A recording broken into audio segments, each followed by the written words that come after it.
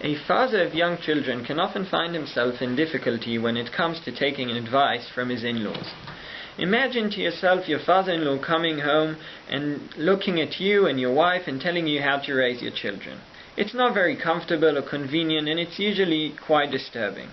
Now take that picture and take it to your workplace. In our Parsha, this is exactly what Yitro does to Moshe Rabbeinu.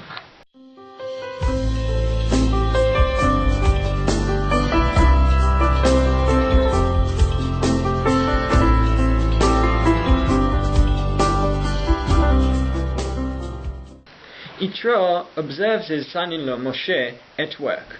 He sees Moshe standing and all of Am Yisrael gathering behind in a line that we can only imagine how long it was, standing from morning to evening and answering questions. Yitro sees that and he has a suggestion for Moshe. No longer he should stand in line and be the only person to give the answers to all of Am Yisrael. They should have a system. Moshe Rabbeinu isn't an ordinary person. Moshe is a very wise person. He's the father of our Nevi'im. He got the Torah from Sinai. He took Am Yisrael out of Egypt. Why would he need to take advice? We have difficulties taking advice from our in-laws or from people in charge of us, and we are just ordinary people. Why would Moshe, such an incredible person, need to take advice from Yitro? In the beginning of the Parsha, we recall the pasuk, Vayishma Yitro. What did Yitro hear? What did he listen to? Rashi notes to us, Vayishma Yitro, he heard about Kriyat Yamsuf and the war against Amalek.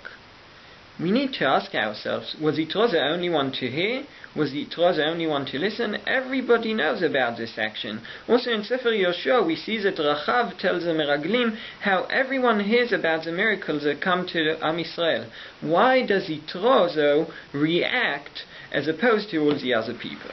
Yitro was a person who never fooled himself into thinking that his decisions had to be the right ones. He was always willing to admit if changes needed to be made.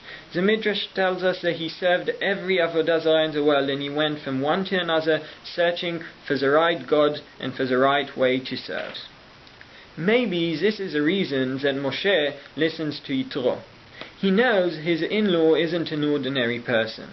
His in-law is a person that spent his life searching after truth and criticizing himself before everyone else. A person that could be a real critique for himself can also look at Moshe, the father of the Nevi'im, and give him good advice. One message to take from this week's Parsha is that effective advice has to go both ways. When giving advice, we have to ask ourselves if we are being as hard on ourselves as we are on others. And when receiving it, we need to remember that the people giving us advice have the best intentions in mind.